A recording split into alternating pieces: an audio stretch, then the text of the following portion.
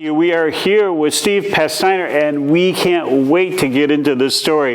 You're with CKiW, iRADIO 76, all four gears. You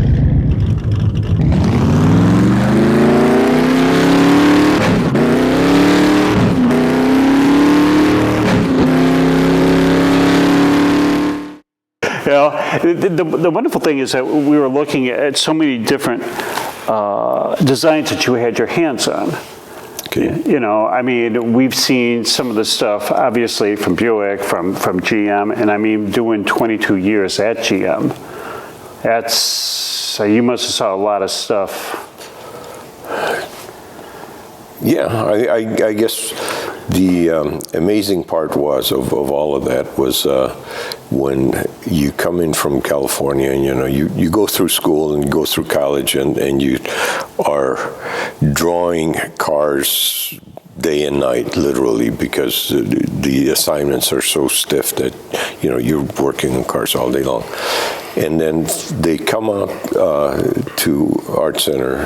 This is the Art Center College of Design. I don't know if you're familiar with it. It's a very small school. It's a very strict school in the sense that you know, I think there were like 30 of us starting, and 12 of us graduated. You know, so it was that. Because of the beatings, or yeah, beatings, shootings. You know, no, a tough school. Yeah, no, literally. I mean, you were not allowed to wear Levi's. You were not allowed to wear T-shirts, no beards, and they literally set you up for the industry. That when you get your job, you are already a professional, and that was their requirement.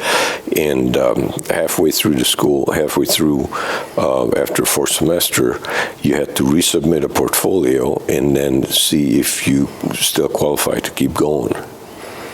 How many years were you in this school? Well, it's 12 semesters. No, wait, 8 semesters. No, 8 semesters, and you could go year round, so you could complete 3 semesters a year. Except I had kind of a pretty nasty accident, so I ended up staying out for one semester. You know, but anyway, so when you get to come to General Motors and they come and interview you and look at your portfolio and get an offer from, I got an offer from GM and Ford, and you're now in this beautiful campus of the tech center, you know, overlooking the lake and the chrome water tower and the beautiful chrome dome and the brand new cars, just, you know, Corvettes and everything going up and down. What year was this? 66, fall of 66.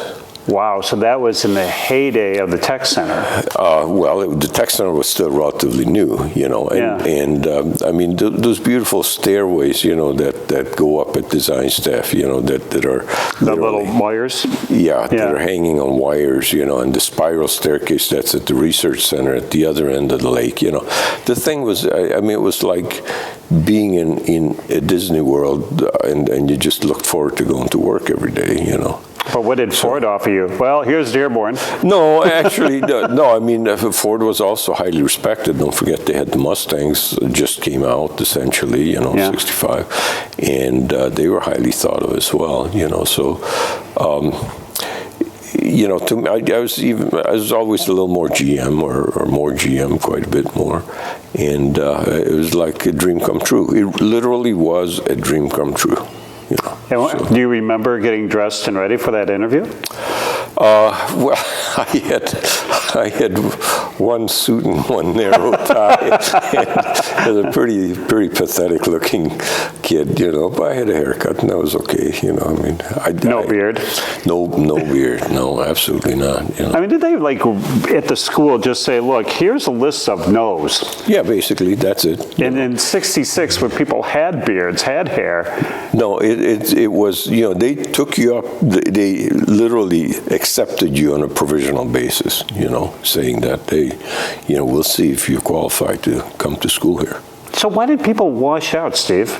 I mean, you said so many started, 16 ended, and well, I mean, you get graded on the quality of your work, or you know how good the cars look. And I mean, if you're going to a college where you don't have anything tangible to show, but here you did a drawing, you hung it up on the wall, and then you see what the other guys did and go, holy, Christ, I mean, I'm out of here. and I mean, people just washed out. And basically, it was also an expensive school. There are a lot of commitment that was required. So unless you really loved the product, loved the cars, if you just said, well, it'd be cool to be a car designer, and then I'll try it, well, it's not going to work. I mean, I'm thinking they probably didn't have the biggest football team.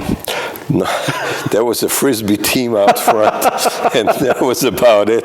It's a lunchtime Frisbee team, that was it. I mean, 16 kids, I mean, at the end, obviously. Yeah. I mean, you were how old? I got out of the Army, so I started when I was 21, and I finished at 25. Wow. And so you weren't some 18-year-old young pup that says, I have a pencil, watch this. No, I was pretty immature when I graduated from high school, so the best thing was to go to the Army. It's a little extreme. And 3 years there, I signed up to be a paratrooper because I got more money, $55 a month. More money. To be in the 101? Yeah, it was 101st, yeah. Wow. It's like, did you write home and go, guess what, folks? Nobody cared, At that point, nobody cared. $55 more a year? No, a month. A month? Yeah. Damn, you could almost buy a house with that kind of money. Your base pay, I think, was $90 a month, and here this was $55 on top of that, so you had like $145 a month. Wow. And the first time that you went up and looked over and went, maybe I don't want you to $55 back. Yeah, no, it's Could you still do it? Oh, yeah, no, I probably would. Really? If somebody got a plane and said, you ready, Steve? Yeah, I mean, it's all things equal? All things equal, yeah, I'd probably do it. It's not the job, it's the landing, so I don't know my knees, if we could take the landing, that's it. All right, so a big pillow down there? Yeah. Wow, I mean, did you kind of go, is there any time at that particular point that you went, maybe I should have stayed in the infantry? Well, it is infantry, it was airborne infantry, heavy weapons infantry, but no, I mean, because my job was to be a computer for mortar trajectories. So you end up carrying a pretty heavy radio and other equipment and a field phone and all that. So you end up jumping with extra equipment that you had to kind of jettison just before you landed. But so it was easy to get out the door. In fact, it was easy to get down to the ground with all that weight. Yeah, it was called a PAE bag. It was really a tall bag that was strapped, and you had to jettison. But if you stuck that up in the stream, it'll just suck you out the door anyway. So it's okay. Whether you want to go or not. You didn't have to jump. Yeah, just Nice. All right. So now, use the GI Bill to come back to go to this school, or no? I got kind of a scholarship also, and where I had to. Clean out the life drawing class and clean out the front lobby, take down the flag, mail out the mail. That was my job. And in the morning, I'd make sure it was really in a hoity-toity neighborhood at the time. It was in Hancock Park, so every parking spot had to be taken. You couldn't waste parking spots, So that was my job also to make sure that. So I had to get there before anybody else and park cars, direct cars to every parking spot. In the wintertime. Well, there's no winter in California. I like the sound of 58. Yeah, that's nothing, So. I mean, it's amazing.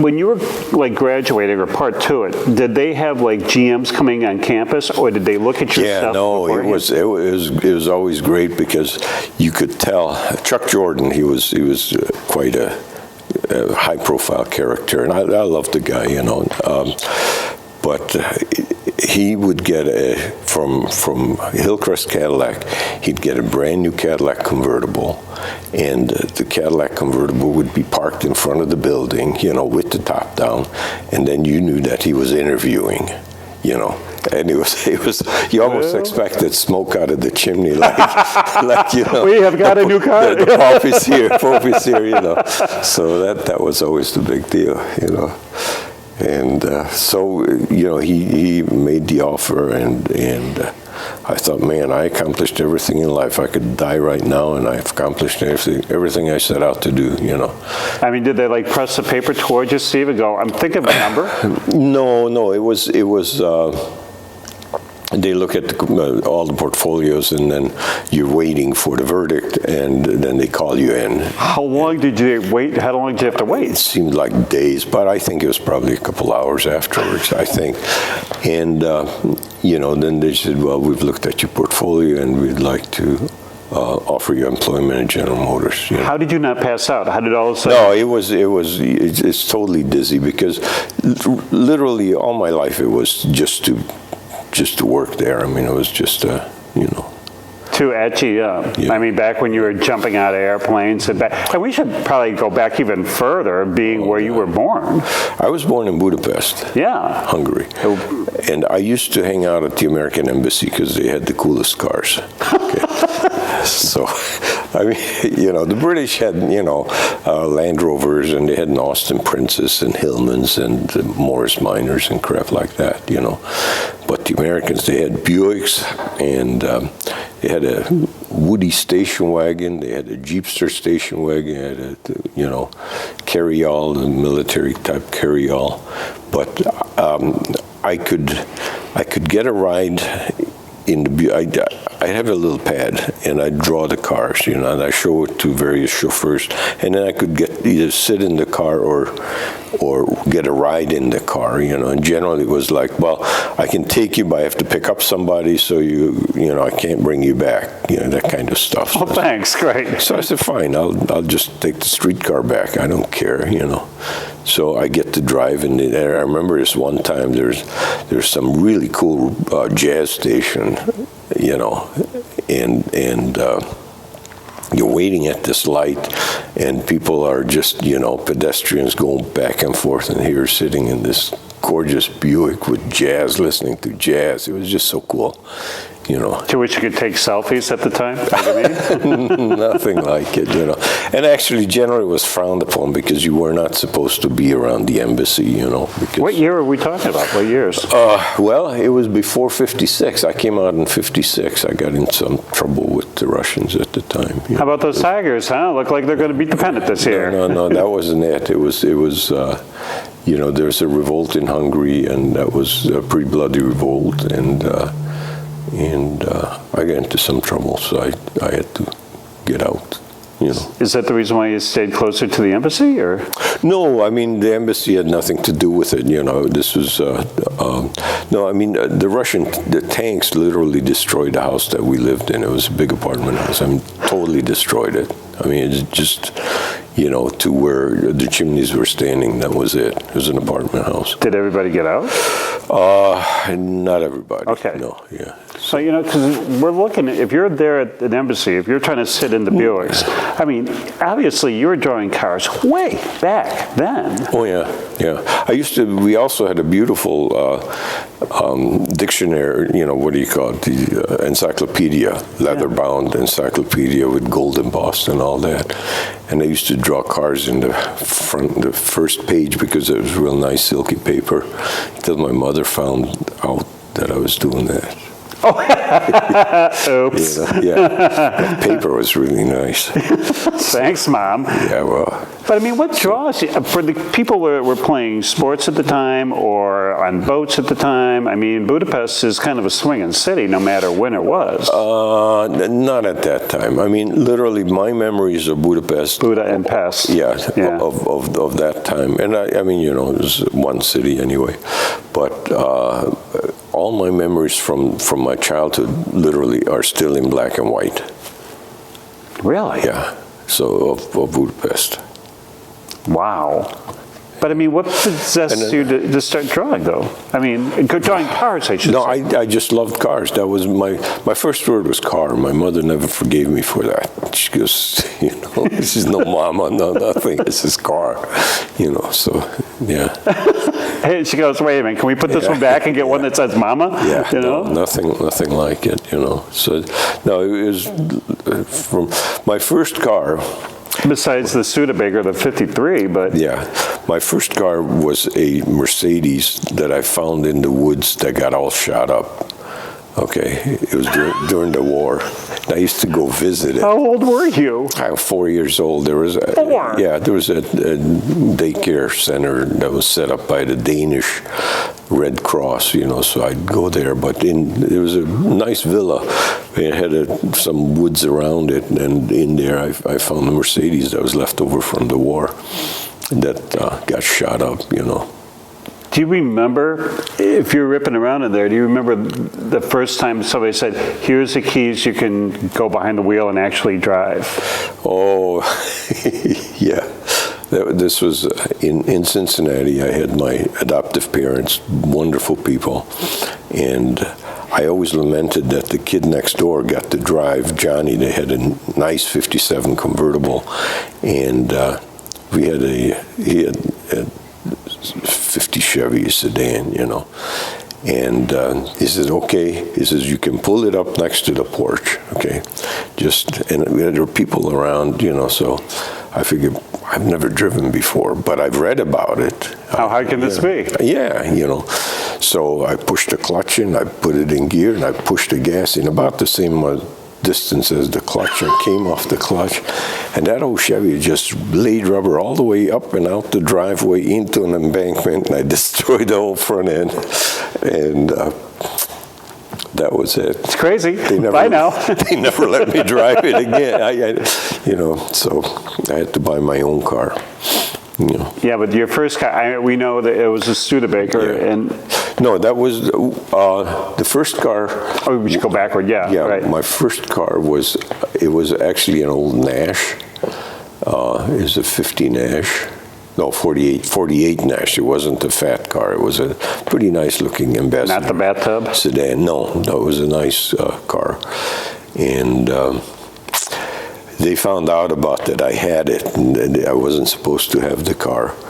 And we went to sell it, and halfway down, it was like Vine Street in Cincinnati. It's probably like Livernois used to be here with all the used cars. So we figured, okay, the edict was that I have to sell the car, right? So wait a minute, go backward. They found out that you had my adoptive parents didn't want you to have a car. Didn't want me to have a car. Maybe we shouldn't go here? Well, because I was 16, and I okay. That was basically they used to go to Europe every summer, so they left me some money, and I had the apartment to myself. At 16? Yes. In Cincinnati? Yes. Okay. Yeah. Forget about all the other design stories. Let's hear this.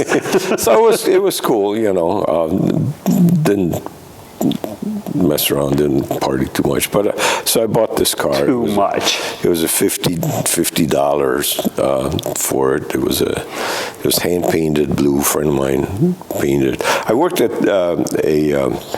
it was Camp Friedlander. It was a Boy Scout camp. My job was initially as a dishwasher, and I worked my way up to in quartermaster. I got to drive the quarter-ton truck, But anyway, so one of the kids there had this 48 Nash, and it was a nice-looking car, except it was pathetic, as far as it crab walked, and it was hand painted, and he painted the dash white with the red lines.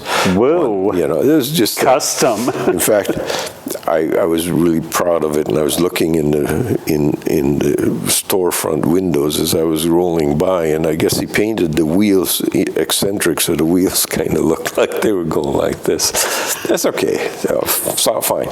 So I had to sell it, and I called my friend Tom Ince, and he said, hey, we got to sell the car. So I said, okay. So we were on our way to Vine Street, which is basically like Livernois here for, you know, and we ran out of gas, you know.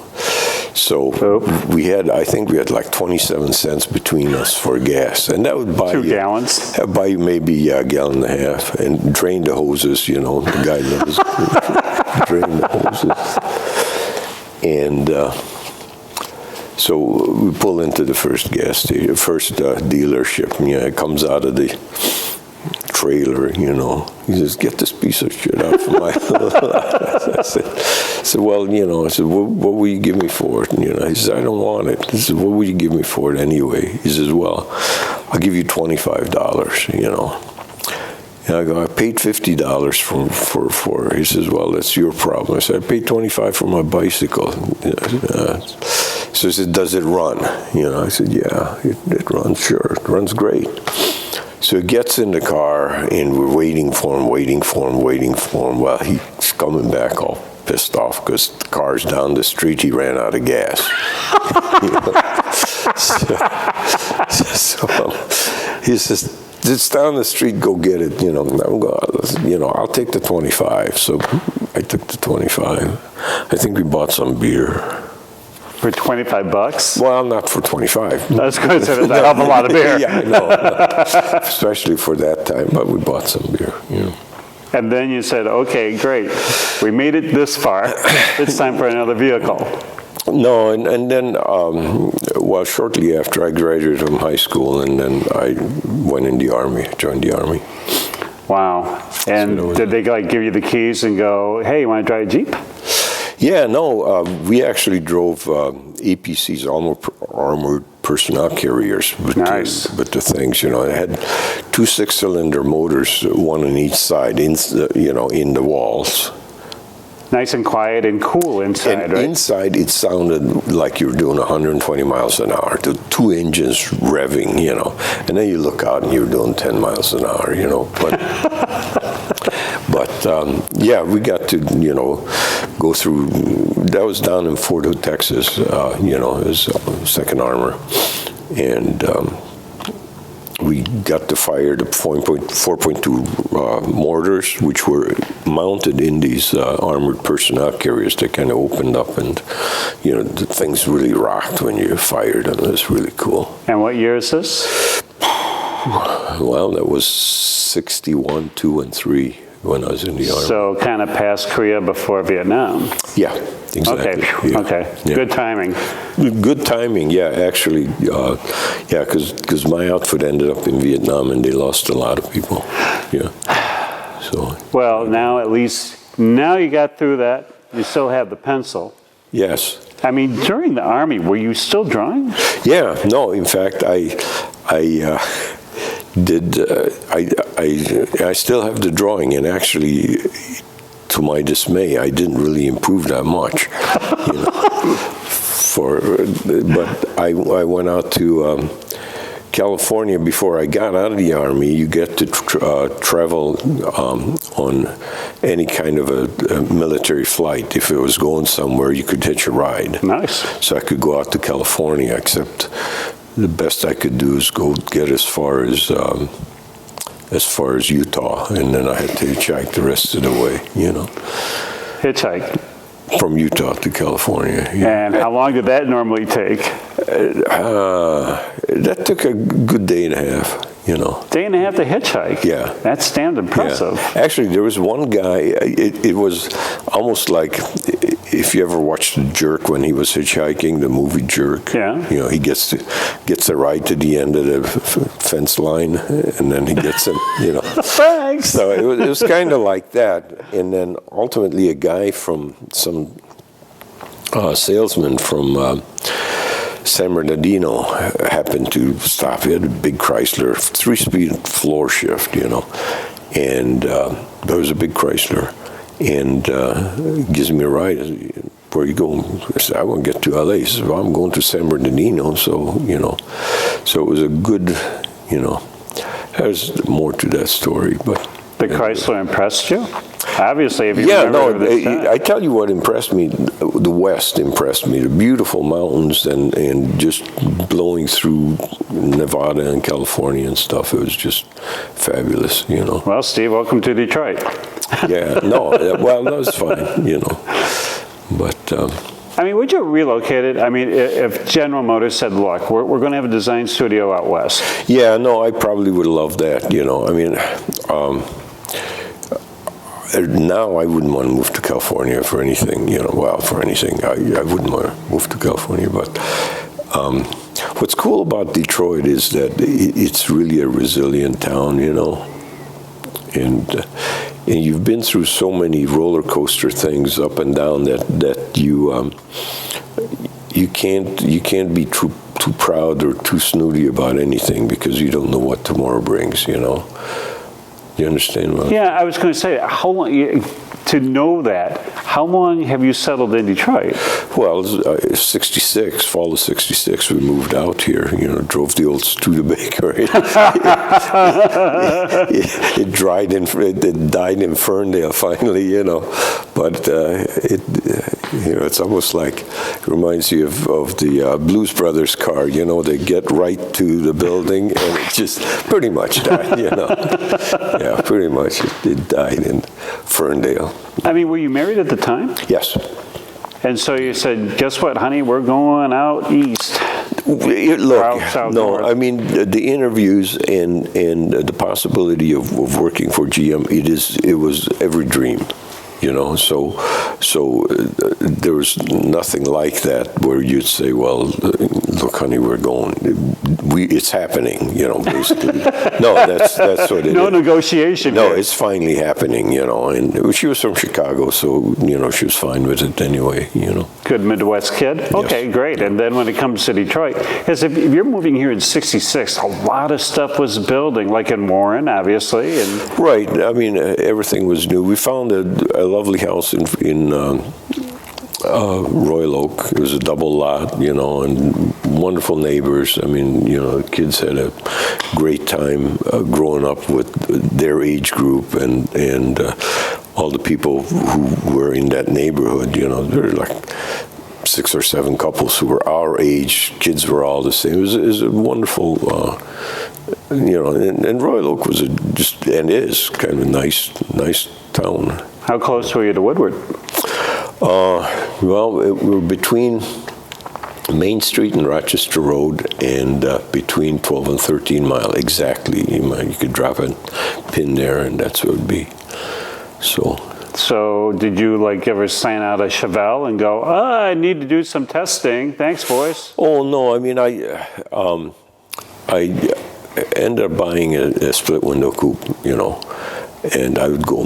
You ended up. No, it's like you bought a Corvair. Well, I ended up. I bought a Corvair first. That was the first car when we got back. It was a Corvair. What a good family, man. Corvair Corsa, you know, 4-speed, 140 horse, and it was quite adequate in power. It was a beautiful little car. I love those cars. Did you look at the window through the dealership window and go, that's it, honey? No, it actually was a year old. We went to Floyd Foreign Chevrolet down on 9 Mile and something, you know. And they had a nice dark blue with the light blue interior, phony wire wheels. And it was great. I'm thinking you're going to have to show up with a GM vehicle. Well, it was that, you know, and then as it would have it, that a year later, or I mean, I got assigned to Buick Studio. They put you into kind of a transitional studio where all the new employees and students come in to, you know, like Buick school? Figure out, well, it was called design development, and by some virtue of amazing, that Buick Studio, and I loved Buicks at the time, and I still like them. Buick Studio was the only studio where you could order a car. This only lasted like for 3 years, but you could order a car. You could drive it on GM's ticket for 6 months, and after 6 months you bought it, and then you could sell it. Was that the evaluation program? And you got, I think at that time, Buick was so happy with design staff, that the general manager just put together some kind of a program like that. It only lasted for 3 years, then the new general manager just kind of nixed the whole thing. But you bought the car at a discount, and then you sold it at the end of the year. So actually, you paid less for it than what you ended up selling it. It was a tremendous deal, Is that guy anywhere around? Can we get a job back over there? Yeah, no, it didn't. Like I said, it didn't last long. So I ended up getting a Buick LeSabre because I was too embarrassed to drive an Electra. And Embarrassed? Yeah, I'm a young kid. I was just 26 years old driving an Electra. Eventually, I got one. But then the other thing was the 66 and 67 Rivieras were so cool. Okay, yeah. just beautiful. And in '68, both the Tornado and the Riviera ended up with these chrome front ends that were rounded off and lacked the real aggressive stance of the 66 and 67. There's a big difference. And I was so disappointed that the 68s looked so much worse than the 67s. I said, I can't do it, So, not that the Electra Park Avenues, I think they were called Park Avenues, Electra 225s, So you see the new Rivieras and throw your pencil against the wall and say, I won't have this? Something like that. It was Flex your muscle? No, it wasn't that. I was just a disappointment. Yes. I mean, I treasured the idea that you get to do something like that. I mean, I had the old Studebaker, and I also had a BMW at the time. It was a 2-cylinder BMW with a motorcycle. 2-cylinder. Oh, with the opposing heads? Yeah. Oh, yeah. boy. It was called the 700, so I can say I drove a 700 series BMW in college. Hoorah! Yeah. Actually, I had that, and I had one for parts car, How close were you to the Rivieras that came out, the boat-tail ones? That was done downstairs in the downstairs studio Downstairs. in Advanced Studio. The way it was set up, that the production studios at the time were upstairs in the second floor, and then on the first floor, ground floor, were the Advanced Studios. And most of that was developed in Jerry Hirschberg's studio at the time. It was Advanced 2 studio. So, and that was really entirely Mitchell's doing. It seemed that the boat-tail Riviera, which was essentially, it had some design features that the Corvette had, the split window coupe had. Right. Yeah. In fact, I ended up with driving a '72 Riviera, maroon one, and I had a split window coupe, and I have a picture of the two of them parked next to each other. But I think Mitchell's idea was that, okay, after the split window coupe, the guy has some kids, so now he's going to get a Riviera with room for the kids in the back. That was supposed to be like a Riviera station wagon? Well, kids. Not exactly, but it'd be like a big split window coupe, a big Corvette fastback. Yeah, it was a big car. I mean, the interiors, if you get the decked out interior, wow. Yeah, no, it had the 8-track, I think this side or that side, I don't know, but I had a tape player and a console and no vinyl top, and had the Hollywood wheels, the 5-spoke wheels. It looked good. That was a cool car.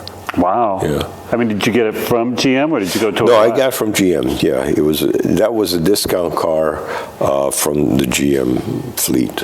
A discount car. Yeah. How much of a discount was there? I think you could get. Maybe it was like, I don't know, 35% or something. It was quite well discounted. So why didn't we sign out, like, say, a fine Grand Sport? The Grand Sports were cool. Well, I ended up working on the GS.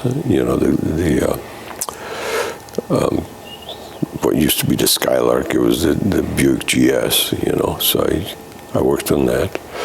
And but my preference was always Corvettes, you know, so I liked Corvettes. Could you, I mean, the funny thing is that my parents moved to 12 Mile and Ryan in '61. Okay. So the tech center was like this. It was like this big Disney World around Mound Road. You could barely see, but you saw the big chrome dome. Right. You know, right. From Mound Road, you could. Yeah, because across the street from Mound Road was just all GM property, right. and that was next to Hesse Elementary, and you could still see all these wonderful little buildings, and they had guards at every gate around there. And there was one time that they would let the normal folks come in on a Sunday and take a look at that huge long water thing with a tower. Fountains going up. Yeah, and you just went, my God, this is a tech center, and everybody's dad worked there, and you know, down to the point where the story was one of the fathers that we knew worked there. All you had to do was flip down your visor, and they'd come and take your car and give it oil change or some silly thing. Well, it depends what your job was, you know, obviously, but if he was high enough on the food chain, they'd do that for you, you know. But the wild thing that you had, Steve, is you were there in Buick land. I mean, I guess you just couldn't take your pencil and open up, like people think there's a Corvette door and there's a Tornado door, and it's like, here, let me just walk in this room and I'll just start. There you go. What do you think? No, I mean, each studio was assigned to a different division, obviously, you know, and they were very protective of, you know, you couldn't walk into an Oldsmobile studio if you were in Buick, especially. Really? No. Oh, no. It was that competitive? Yes, it was. Really? You know, the only thing is that in most cases, like Buicks and Oldsmobiles would share a door, you know, or a section, or, you know, so you have to negotiate certain real estate, you know, say, well, we want our line to go this way. Well, that's interfering with us wanting to, well, then let's find a medium somewhere, you know, and those were negotiated generally by the engineers, and then come back with saying, okay, these are bogeys that you have to get past, or, you know, Bill Mitchell would decide, this is what we're going with, obviously. See, that's what we want to talk about, because so many people have no conception or total misconceptions that somehow the bigwig from GM comes down and goes, boys, here's the story. We're going to put a big V8 in this thing. I need 4 seats. I need glass about this high. Give me your best. Well, by Tuesday. There's some truth to that, because basically you get a general layout of what the car's going to be. So you have to have the wheelbase, the track, the width like railroad track, the windshield angle, engine location, engine clearances, bumper heights, lighting requirements. And all of those are you know, the designer's requirement. I mean, you have to set the people in the imagined car yet. That hasn't happened yet, but you have to know how far, you know, the steering wheel has to be, how far is the base of the windshield, how much head clearance do you get, how high the lights are, what the bumper requirements are, what angles you have to hit it, what the cooling requirements are, right? And tail lights and all of that, you know. And they said, okay, now these are the parameters that you have to work within, you know, and now go wild. And go wild, they gave you a month, 2 hours, back by lunch? No, it starts, initially it's just kind of like do any crazy stuff you want, you know, just to loosen up, you know, and that goes on for maybe, you know, a couple of weeks or so, and then ultimately, you know, you end up doing sketches. If it's a sketch that you like and you want to propose it, or your boss likes and wants to propose it, then you do a full-size layout, a full-size rendering of it, you know. That pretty much honors, you tend to cheat a little bit always, faster windshield, but you pretty much try to stay within those parameters. And then if that is accepted, and if the full-size rendering, now this is back then, you know, is accepted, then you can do maybe a scale model, okay? So you can do a third scale scale model, which pretty much lets you evaluate it. Even those models tend to be cheated a little bit. Make it a little lower, make it a little cooler, get the wheels out a little bit. And then if that's sold, if that idea is sold, and obviously time is moving, so there's a certain amount of deadline that we're looking at, then you end up getting into a full-size clay. And the clay model essentially at that time, and still is, is you have a surface plate and the car is sitting on it. It's mostly foam on the inside because clay is very heavy. It's like, Yeah. But then there's a relatively thin layer of clay on it, and that kind of represents initially the package that you were given, that you have the parameters.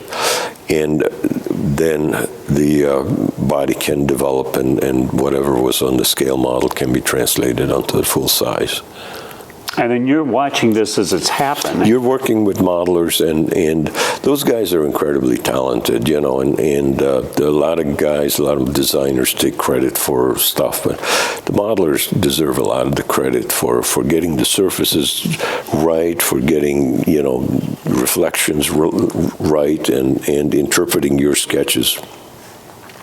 And given that they tend to work in 3D as a sculptor, called modelers, but they're sculptors, they understand how you can control a highlight and how important that is to control a highlight, a reflection, and so if you work, and some of the modelers sculptors are better than others. There's some guys that just hand him the sketch and he'll come back with a thing that looks better than your sketch, model it up. And others, you have to hold their hands. But no, I mean, that's in any business, I suppose, But then ultimately the car gets reviewed, and at this time, management tends to get involved, and division gets involved, and that's always scary. We used to call them the Flintstones because they came from Flint.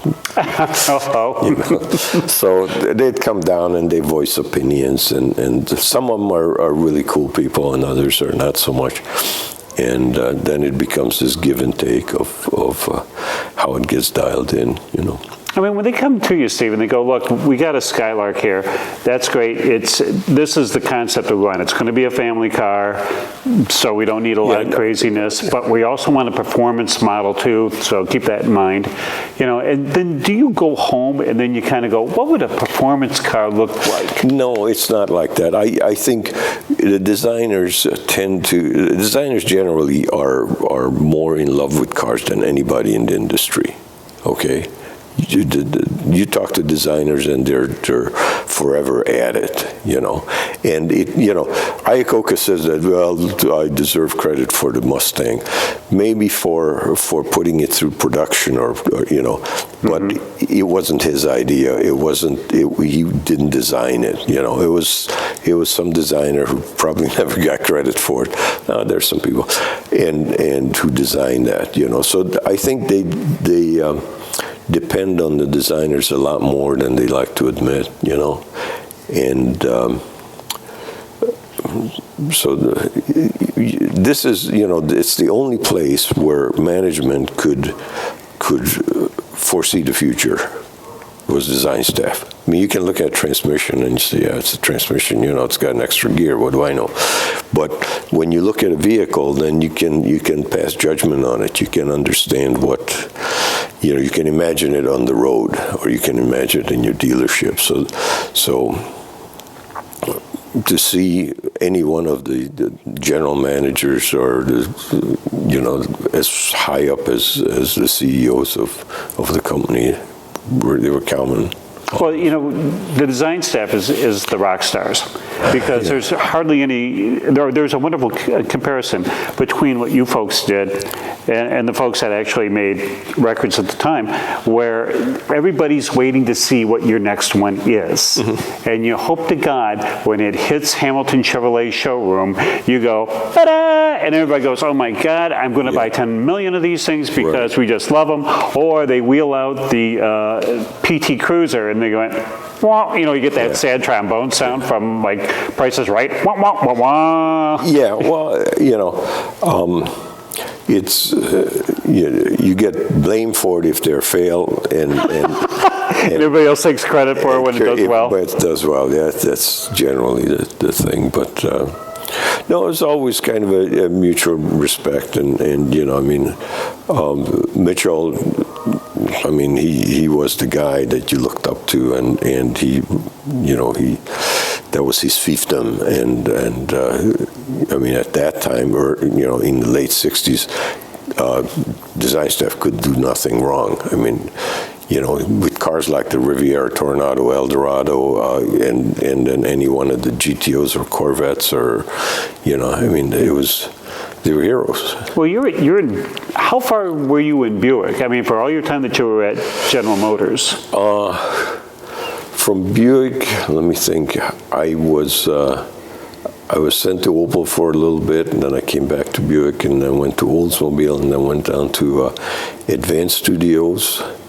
And then from there, back up to Buick again, and then to Chevrolet, and then I left.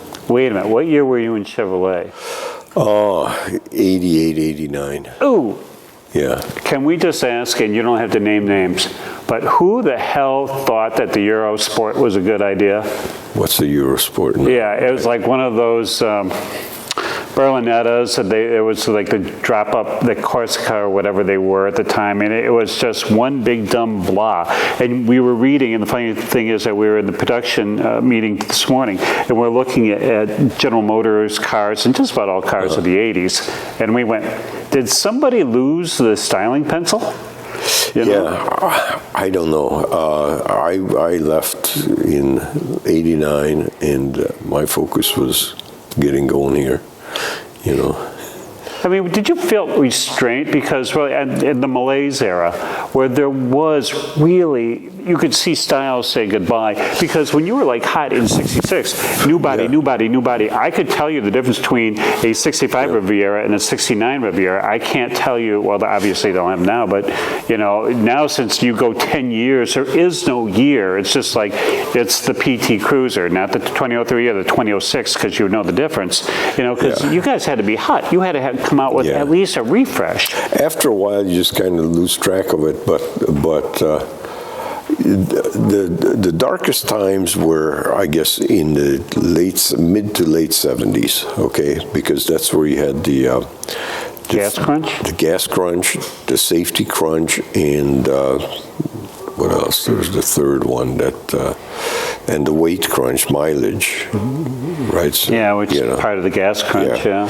And there was a general hostility on part of the government towards the industry anyway, and people in general.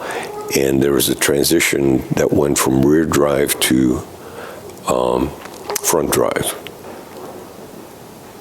Yeah. Right. I mean, did that help you out any? That says, look, we don't have to design that? No, it was, no, those were really pretty dark times, you know. Yeah, but look, here we go. You want an Omni? Done. Yeah. I don't know what to tell you about. What a bunch of style. Yay. Yeah. No, I mean, the focus was really on bumper performance and oh, that's right, 5 mile per hour bumper with those big, huge, like in front of Novas. There was like a low hit and a high hit, because when the car slows down, the bumper drops, and then when the car accelerates, the bumper's up, so the bumpers didn't match, and you know, and then there was a 30-degree high and low hit. Those are horrible times. They really were, you know. Did you not want to go to work during those times?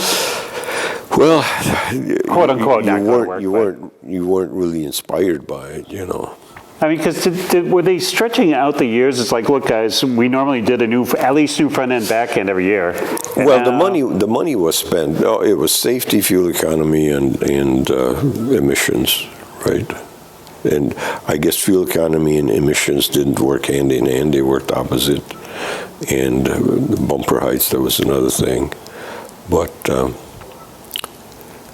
man, you must have saw the gamut, because at 66, I mean, General Motors, for all the dads that worked there, this was Generous Motors. Yeah. You know, and then at the end of your thing, you know, it was kind of like, well, we have the Vega.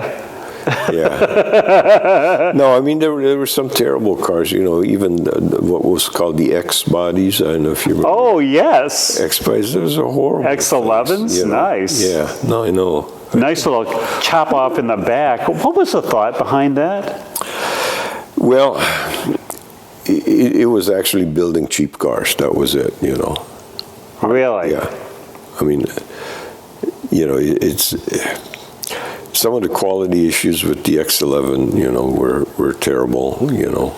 And yeah, but it's space age. Look at this front-wheel drive car. Here we go. Look at that big swoopy back end. Essentially that. We'll put the sticker on the side.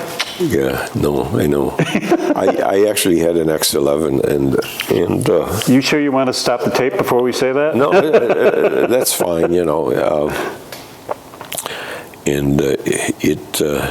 I think I blew the engine on it 4 times. The 4th time, 4 times. Yeah. You know. You hot rodder, you. Well, it said high output on the hood, remember? And it just 131 horsepower? It didn't, you know, yeah. I mean, was there any car that you had, Steve, that you designed or were part of the design team, and you said, this is going to be a killer? Can't wait.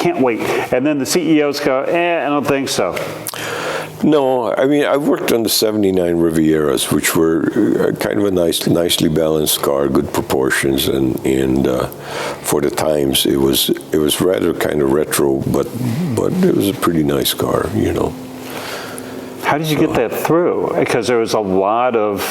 We were working in the advanced studios, and Bill Mitchell loved the car, and he would, you know, he would spend time down there, and Lloyd Royce used to come in all the time. You know, he'd hang with us. He was just a great guy. Wow.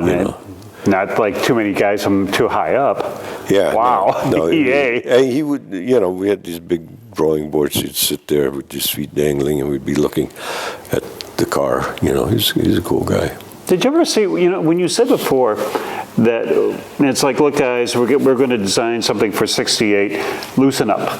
And people did those, you know, just designed to get ready. No, well, you were always loose. You know, I mean, we'd have water fights and eraser fights and, you know, stuff. Eraser fights? Oh, yeah.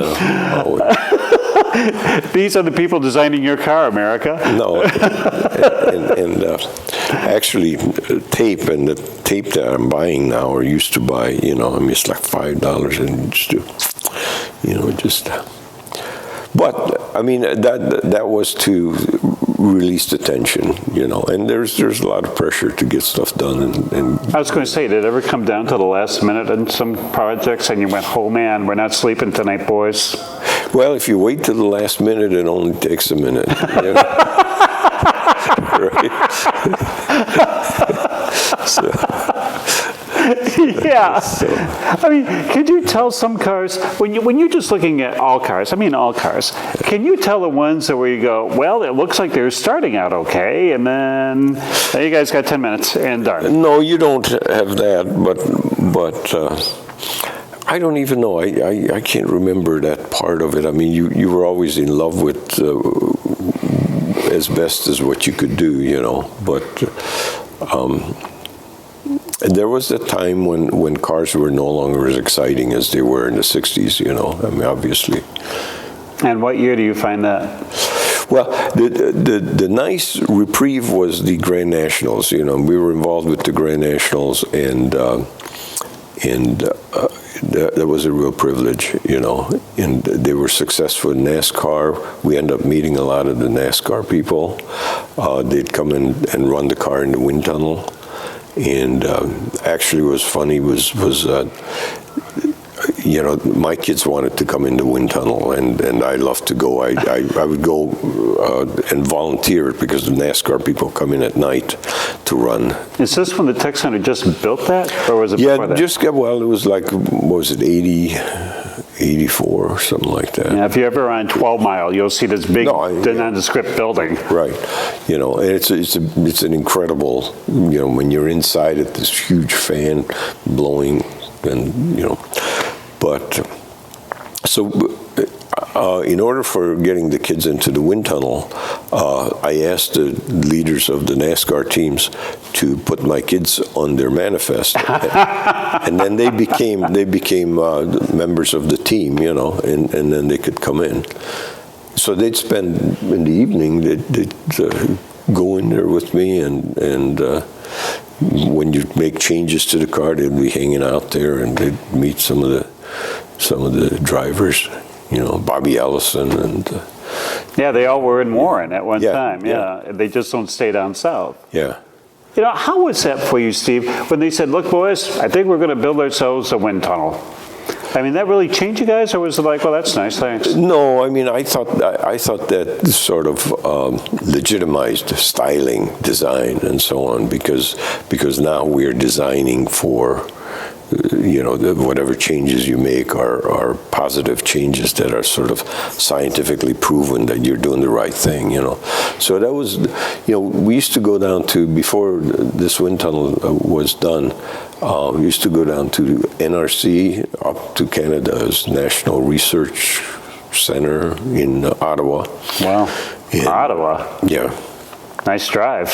It's nice, yeah. You know, we'd go up there and test cars. Especially, there were occasions where you test them in the winter, and it was a metal tunnel, and it was so cold that you were worried about the car just cracking, because you'd be running clay cars, right? Wow. You know. And then the other one was the wind tunnel down in the Lockheed Tunnel in Georgia, Norcross or somewhere in Georgia. And then run those through the wind tunnel then. Right. And then it's like, look, boys, we don't have to drive anymore. There it is. You've got it. Here is a disappointment, you know, because you couldn't go to Ottawa, you know. Steve, tell people about, you can see the chrome dome, so to speak, from Mound Road, even though they built a building in front of it. You can kind of, and I always thought that was disrespectful. Yeah, I love that thing too. It's too bad that now you can't see it. Tell the people why it looks like that, why it's the chrome. Or why it's the dome part, I should say, chrome. Well, the dome part, apparently, you could set the lights, and you could set the color of lights according to simulate sunrise, sunset, high, you know, so it was really cool. And then next to it, there was the courtyard with 3 turntables for full-size cars, and you could put like a Chevy, a Pontiac, and an Oldsmobile on 3 turntables and compare the 3 of them going around and make sure that they're different enough, and then you could, you know, in real light, you could look at the lights, the reflections, the way the reflections moved as you see it go around. You know, it's kind of an interesting thing. When a lot of people don't understand that when you're looking at a car, it's the reflections that make it look dynamic. It's almost like a cheetah running. You know, you see a car go by and you see these reflections down the side, and it's not the lines that you're looking at. You're looking at surface and reflections. Was there a car that came out there, you go, you know what, if you guys would give me this project, let me take this over, because this looks like it has a nice genesis, but it didn't turn out all that fabulous. No, I guess what happens is when you do sketches and when you do even scale models, they pretty much leave you alone. Right? It's like, yeah, here's your sandbox. And then when it gets serious, then suddenly you have more people, more inputs, and ultimately things get a little more watered down. So that's because if you see the stuff that was like, say, at the auto show, when the auto show was really the auto show, you know, and you would see all these experimental models and all these one-offs, and this is, you know, concept cars, and everybody just flips because they're fabulous. And then when you actually see it in production, you go, what the hell is this thing? Well, that's where, you know, when it gets serious, then you get more inputs. You get inputs from divisional, the financial people. You get inputs from the engineers, from the manufacturing people, from the salespeople. And next thing you know, everybody has, because they are high up on the food chain, they get to have an input and have an influence. And next thing you know, it's sort of like, you know, skive away a little bit here and there, and, you know. Did you ever have that? Ever have I shan't say disappointment, look for a different word, but where you had the car and the bean counters came down and went, no. No, there was one occasion, and I wasn't even involved. It was next door, but there was next door is where in the other studio, in Buick One. But there was kind of a nice profile to the fender, and then it grew out into a rearview mirror. Okay, so it was, and I think if there was a Ford. Not a Focus, but something that did that eventually. But this was a friend of mine did the sketch on it. It looked really good, and everybody thought, yeah, this is really cool. This it's kind of an evolution of whatever, and integrating the design, the rearview mirror, which is now part of the design, and. The general manager he just came up to it and he shook hands with the rearview mirror, and everybody laughed, and the whole idea got canceled. Oops. It was that kind of stuff, and then you go, what are you doing? I mean, how do you not, Steve, take this personally? When people come up and you go, this is the best, boy, I put my heart and soul in this thing, this is one of the most beautiful designs I ever had, and they went, nope. Yeah, no, that happens all the time. How do you develop the skin? I mean, you start in school, because it's in school, you've got your stuff up there, and if they don't like it, that's the thing, if you're an engineer, and here it is, this works or doesn't work. If it works, then whether you can afford it or build it, that's the whole thing, but that's good. But in the design world, people can say, I don't like it. Well, why don't you like it? I just don't like it, and that's it. There's no other qualification, no other criteria, right? Yeah. I mean, did they have focus groups? I mean, because I know they ran them late. That's what you don't want. I mean. No, bean counters do. The rest of the world doesn't, because 10 people have 10 different ideas, and they might not even want a grand sport. They don't grasp the concept. Yeah, I mean, who was Mitchell used to says Michelangelo never asked the people what they want to see, or Wagner what they wanted to hear. Right. And then now because again, if you're not a car enthusiast, anything will do. Yeah, you're clueless. Yeah, I mean, a Vega will happen. And you'll be surprised how many people are in that industry who really don't care for cars, don't care about cars, don't have that passion, don't have that love for cars, and that's a dangerous thing. You've got to have a love for what you do. If you just call that because it's a good job and you make money at it, well, then do something else. Steve, you were talking about how you... I mean, I'd get a raise, and I said, fine. What am I making now? So, how nice. For real, So it wasn't. That didn't matter. What was your hours? No, they were normal, unless if you had a program, and especially if cars weren't selling, for instance, then there was a real pressure to come up with the new models. Then suddenly you're on an overtime, day and night kind of a schedule. And how many guys were in the room knocking that out? Because I'm thinking, probably in '66, there probably wasn't a whole lot of females working with you at the time. No, there weren't, no. Amazing. Yeah. Yeah. But I mean, now it's like they said, okay, look, guys, we got to have this, we got to get this past clay, we got to get this going. Well, I mean, typically in a studio at the time, you'd have 3 designers, maybe an assistant, and a chief designer. So that'd be like 5 designers. That's pretty heavily loaded. And then about 8 modelers and 3 engineers. So how can you do that now? Because you can do some of this stuff on computer. Yeah. I mean, obviously you can do stretches and all that stuff.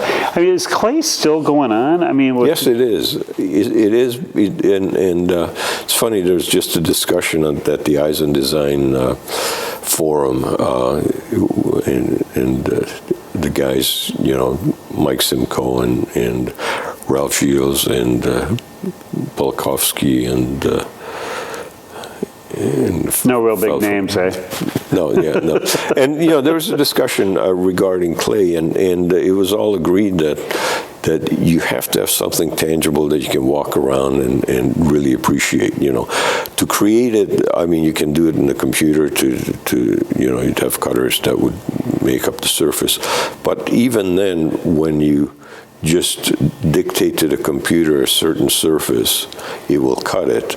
But it just, that final tuning, the final dialing in, the final, you have to do it in 3D pretty much. I mean, it's that way, as we're hopping all around here, but when they did clay in GM, did they say, look, we got this thing done, call up the boss, and then they would come up from upstairs and come down and there'd be a reveal and it's like, ta-da, there's a grand No, I mean, they'd stop, and, the bosses like Mitchell would go in there at night, a lot of the bosses just walk through at night with, when you don't have people standing around and I don't want to say kissing your ass, but, kissing your ass. And, the guys can just go in there by themselves and sit still and evaluate and without any input from surrounding people, where you can talk to yourself about appreciating what you're looking at. Now, Mitchell was the big guy in GM between what and what?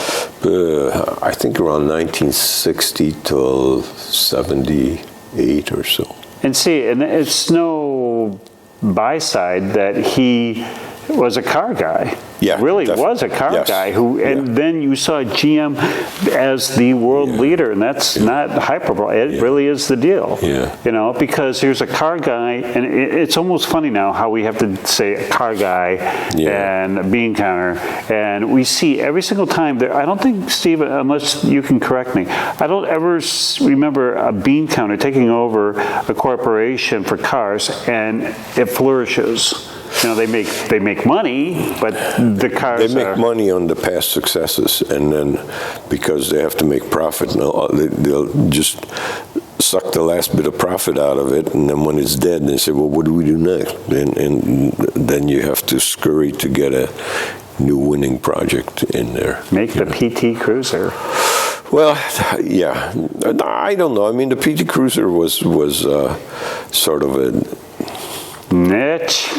Yeah. They sold a lot of them. Yeah, they did. Well, they were inexpensive, and they looked, at the time it was neat, then everybody goes, hey, retro! And so here comes all the design staffs, and thank God that other people weren't contaminated by it, but now all of a sudden you got the HHR, and you got, and they're going, that sold, the PT sold, and all this, so let's do this, and it's like, wah, wah, wah. Yeah. It's not what we want. I look favorably in the PT Cruiser because at that time we were working with London Taxi on a project, okay? London Taxi? London Taxi. The London Taxi. The London Taxi. And in fact, I had 2 London taxis here that they were willing to give me, it was right-hand drive, and I used to drive it to work back and forth.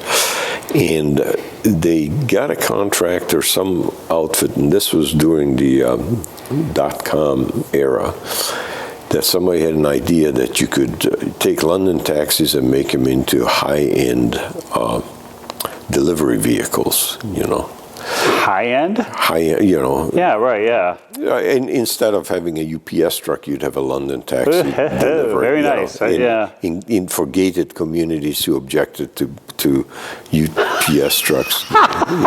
Hey, this was the .com era. How much of a snob do you have to be? Hey, somebody's idea, and money was flowing like crazy. So we had the thing here, and we found that it was meant for San Francisco.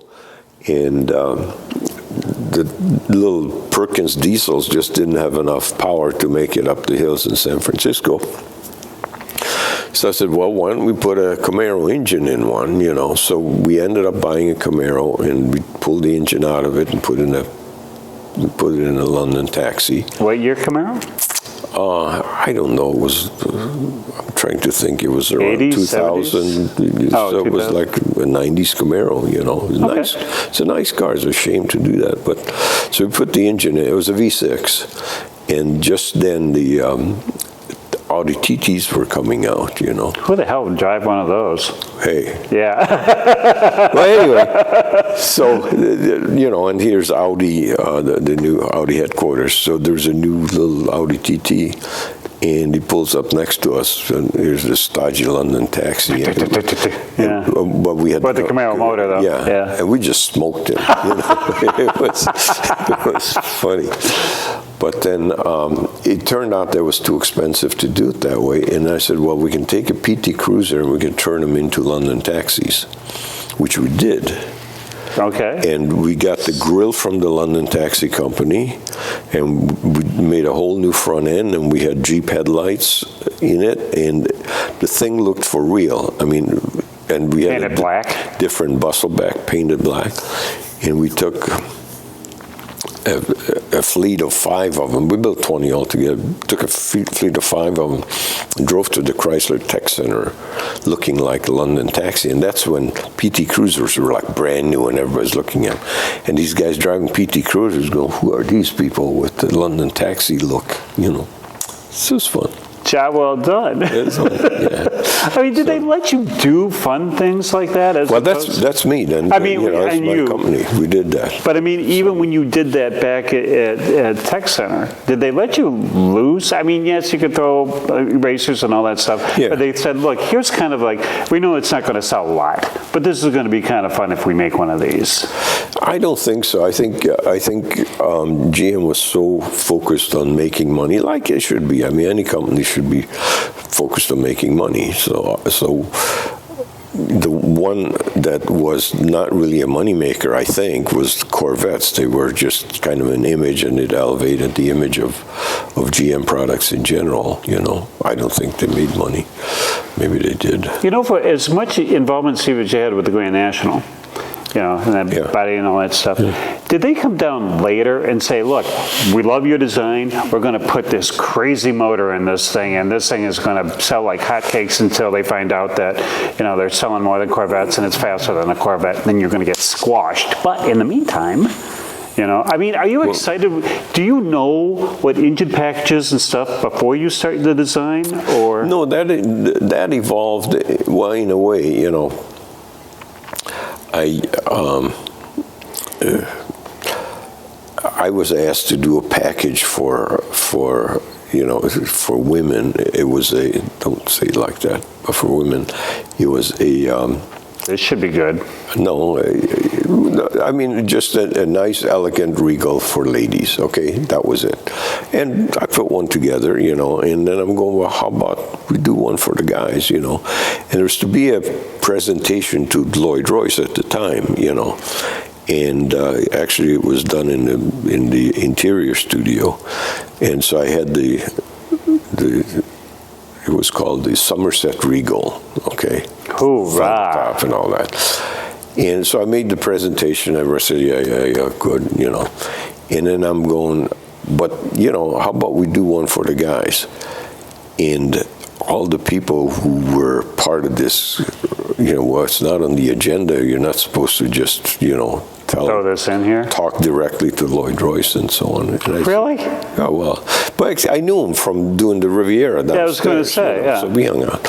So I said, this is for the guys. And he goes, God, I've been thinking about that. Let's do that. And then it was just like Hamana? That. Really. Yeah, it was just like that. And then we ended up doing the first one. And it was not black, it was silver and black. And the prototype was done at Cars and Concepts out in Brighton, you know. And that was the first one. And in fact, another story, just a little bit different. I found an ISO Revolta sedan in a junkyard down here at Byers, okay? And it had a set of American Mag wheels that were really cool. Okay. Wait a minute, time out. What are you doing in a junkyard? I like junkyards. You like junkyards? I love it. Yeah, I did. Down the street here at the end, there's a friend of mine. He's got a junkyard. I go see him every now and then. Just walk through, you know. And look but at this what? is all junk here, you know. What? automotive treasures, you mean? Yeah, they are. Yeah. So I happen to, and I couldn't believe it because that was the car that was in GM's possession. It came into GM back around 1969, and this was mid-70s. Okay, and the poor car went down the food chain, and it looked horrible, but it was an Iso Revolta, and with funny wheels. And so when I put together the package for the Grand National, those wheels, we needed some aftermarket wheels that looked good. Well, those American mags were actually designed for the two-rotor Corvette, and American Racing kind of patented it because they built the wheels. The design came out of design staff, So on the Grand National, those wheels, GM had to pay royalties for GM's design. For real. Nice how this is coming together. But anyway, so that's the short story. Those wheels are directly because of you. Well, because I went to the junkyard, yes. Well, I did buy the car, by the way, yeah. And I had the car. I just sold it last year. I had the car for like 35 years. You really? Yeah. How did you go back to design and say, hey, look, see these wheels? Well, no, I just said these would work, and they said, yeah, bolt pattern fits, and it's, and it's a good design, and everybody appreciated the fact that it was good enough because it was, if you look at the two-rotor Corvette, those wheels are on there, and those ended up being one of the products for American Racing. They marketed that, and it just by some chance, it ended up on that Iso Revolta. Wow. Okay, and so now it's coming together. Now we're going to, when you design cars or part of the team, do they come down and they say, look, here's some of the paint swatches we're thinking? No, that comes later, every car you evaluate is in silver anyway, because that takes the color out of the equation. So that's the only way you look at cars is silver. Really? Yeah. You never look at them in black? No, you can't see it. Yeah, the silver reflects the ground and it reflects the sky, and it has the best flop, meaning light and dark. It'll pick up changing color. Gotcha. Yeah. And people would say, well, I like it, but I don't like green. Well, nobody cares about silver, it's yeah. Right? It's kind of like one of those, well, it looks like steel. Yeah, it's a car. Yeah. Even like some of the god-awful gray that they have right now, which is like a flat enamel, no glamour, which is the color of the year. Because I remember when you were saying the thing about how the Grand National was silver and black, there was those years where the Impala, and it seemed like all Chevrolets had either the black and then the silver sides, or vice versa.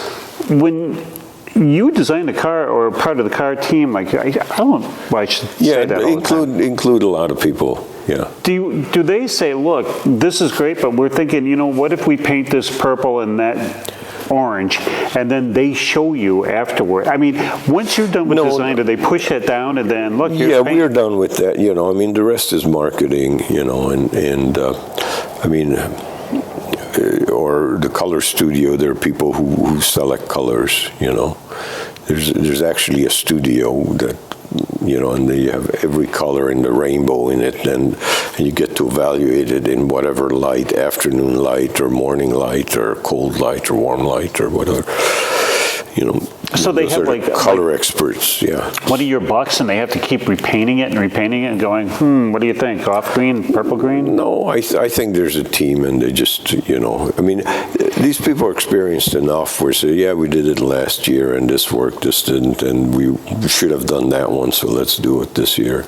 Yeah, because I'm sure that they went crazy at Chrysler in 70. Yeah, those names are wonderful. I wish I could recall some of them, but they were, like the mango orange and all that stuff. Orange and, icy orange. Yeah, and there were some that were really not plum crazy. proper that you couldn't even say on TV. Okay. But, I don't know that. No, yeah. I mean, was there ever a car when you were driving around, Steve, and you go, damn, I wish I would have had a hand in that? Yeah. I mean, name a few? I don't know. I mean, what Chrysler from 70 or 61 would you have done? No, I mean, some of the cars, like the Tornado and the Riviera were just beautiful cars, Eldorado, a lot of the 60s cars, I would think were very good.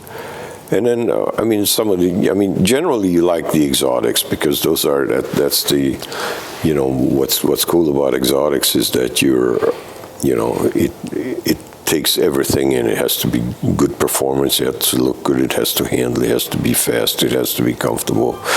So all the good features of a car, all the ideal features of a car would end up going into a GT car, right? Mm-hmm. Like a Corvette, you have to have the performance, the looks, the quality, and acceleration handling. I mean, did you ever design a car and then at the last minute they go, wait, we're going to try to put in the big black in here. Can you make the hood a little bit bigger? Can you make this a little wider? Yeah, I mean, that's always welcome, If you're taking the big block out and making the, car shorter, that wouldn't, but yeah, anything for performance, I mean, that's... But I mean, does that throw? Yeah, I mean, it's like, look, we already handed in the No, pictures. I don't think that. No, because you have the basic parameters already established in the car and that you pretty much follow through on that. Would you design the car? Because I'm thinking about how you had to design things. Did you ever think about the folks inside going, well, let's see, they're going to have this much in back glass? I mean, that's part of the initial package drawing that you get, right? I mean, you get the parameters of the seating arrangement is this, and generally, I mean, that used to be always that the back passengers had to do just a little bit because you wanted the roof go a little faster, and then you fought for that 1/2 inch, and you thought it made a difference, You fought? Well, yeah, you fought who? You argue with the one thing that was kind of funny, if you like, Lloyd Royce used to come into to our studio. We were doing the Riviera, and at that time there were requirements for the chain throw on cars. Oh yes, right. Right. So on the front of the Riviera, the requirement was that at 30 miles an hour, full lock, wearing chains, you shouldn't damage the wheelhouse, which was a stupid rule, but that was the rule. So the front wheel opening was rather large, and so just for it to go well together, the rear wheel opening made large. And Lloyd Royce was such a nice guy, and he'd come in and she said, well, can you guys make that rear wheel opening smaller? And he was an engineer, and we were designers. We can't just let him make those changes. So we argued, so no, and then we'd make it a little bit smaller and so on. He'd come back. He's such a nice guy, You guys ought to really make it. And then, so finally. That was his negotiational tactic? Yeah, he was so nice. Kinda. Yeah, would you please, I am the boss here, but. Yeah, I'm not, I could break your arm right too now. if I wanted. And finally, he just said, look, okay, I've asked for you, let's just do what I ask, okay? And then we did it, And Jack Humbert, who was just a wonderful guy, he was instrumental in designing all the beautiful Pontiacs in the 60s, right? And he was an executive now, and he used to hang in, so he was gone. We made the changes. He was happy, and Humbert kind of turns to me. He says, I think he was right, but don't tell him. and I saw Lloyd back not that long ago, well, before he passed, obviously, and I told him that story. And he just loved it, So. I mean, was there ever something, Steve, where you just fought tooth and nail? Or it's like, this design is the design, don't change this little section No, of you that? were never really in that position. You were just hoping that they don't mess it up, you know. I mean, did you ever get the heartbreak where here was my rendering and here's how they messed it up? Yeah. Really? Which one Yeah. they messed up? Oh, no, I don't want to talk about it, but it was, you know. Okay, they messed up that thing. Yeah, okay. they did, you know. And then how do you deal with that? How do you go, well, screw that, I'm never going to do that again? I don't know. I guess it depends how involved you get. And yeah, so it was hard. So that's all. You know, get past it. And then move on to the next year? Well, I moved on. Yeah. So let's bring you up to date right now. Okay, this little guy behind us is, you're not going to find this in the fine Chrysler showroom. No. Not yet. And you never will, I'm sure. But, you know. How did this come to be? We had a customer, a client who wanted something that would be pretty much a shocker, you know, in a way, and draw attention at SEMA. And SEMA was a specialty equipment show. Manufactured, yeah, right. Yeah. And so it was slated for SEMA, and we succeeded with that. But the nice thing was that they said, okay, just do something crazy, you know. And that, I mean, it was wonderful. Somebody gave you an open book and said, just do it. Yeah, but not an open checkbook. That was the problem. That was Make it within $25, would you please? I'll go crazy. Yeah, You know, give me something spectacular. Exactly. So that was the difference, you know. And luckily, you know, I mean, we built this thing in 2.5 months from scratch. Hamana? Yeah, 2.5 months. Yeah. How? I mean, this is a lot of fabrication. Unless you have a team of 100 guys to do this in 2.5 months. I think 4 guys, you know. 4 guys. Yeah. From design to actual, what we have sitting behind us? From sketch, yeah, from sketch. You know. Were these people on work furloughs from the prison? I mean, how the hell did you get it so fast? I did work here. I mean, it was like day and night, 7 days a week. It literally, it was that way. So it wouldn't count. You couldn't count it 2.5 months. It'd be like 4 months. You know. But you know, okay. So I mean, part of it is because you get to do it on your own. Nobody's telling you how to do it or what to do, and you love it. You know, so you're not doing it for the customer, you're doing it for yourself. Yeah, because this has your name on the side of it. Well, yeah. Surprisingly enough. Yeah. Hey. You know?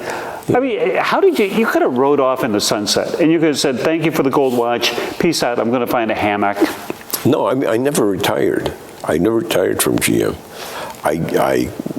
I walked away. I quit. Jordan called me in the office.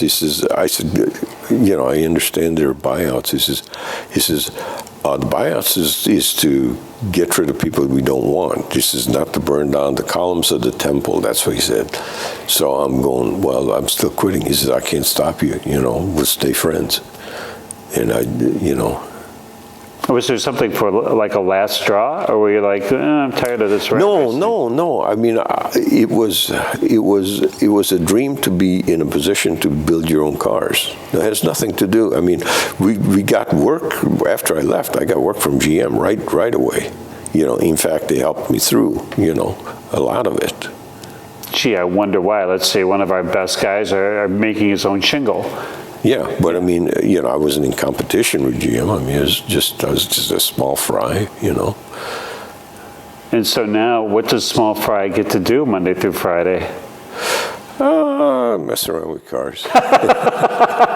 It's the dream, you know. I mean, shit, what do you want? Yeah, but I mean, so somebody can walk through the door and go, gee, Steve, I'm thinking about something. Here's what my checkbook says. Yeah. Build me a car. Double it.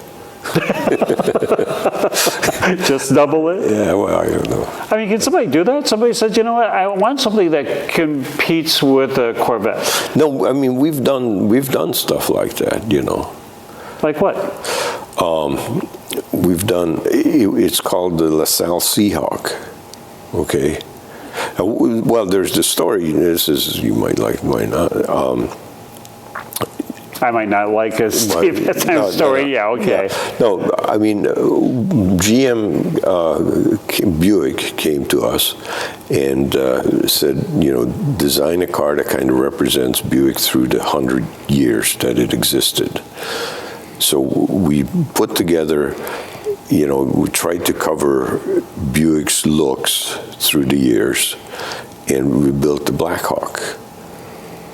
And it's a rather 1930s looking future car, but it had the 455 engine, it had the Riviera interior, it had the retractable hardtop, and it was fast. We took it to Dragster by default, and Gee, just happened to be there. And you don't take GM show cars to Dragster, but we did. We did good. And we had the car at, this is the story, that we had the car at Woodward, at the Dream Cruise. Mm-hmm. This was back 2000 or something. And this kid runs up to me, and he says, "Mister, that is the coolest car I've ever seen." He says, "Can you give me a ride?" And I said, "Sure, hop in." I said, "I can take you, but I can't bring you back." Where did we hear that one before? So, that pretty much. Full circle? Yeah, full circle. Nice. Yeah. Was he No, he was so cool. He was waving to people, and all that. He was just a young kid. So now, so at 13, there's that Jeep dealer just north of 13. Yeah, right. Yeah. And you dropped him off there? No, I took him up to the store, to Pasteiner's. Which we should probably talk about. How did you start a store that has your name on the front of it on Woodward, one of the, you're not like in the small rent neighborhood. Yeah, we started with the name AutoZone. And then AutoZone became AutoZone? Yeah, and then so we went to him and says, "Hey, we got that name first." He says, "Yeah, except we got it nationally, and damn, you got locally, you're SOL, so."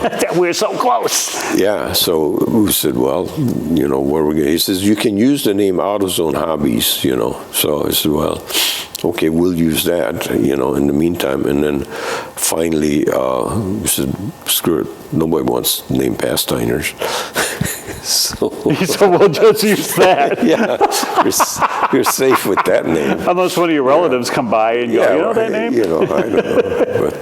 But what made you, all right, so that store is different than most stores that we've ever seen.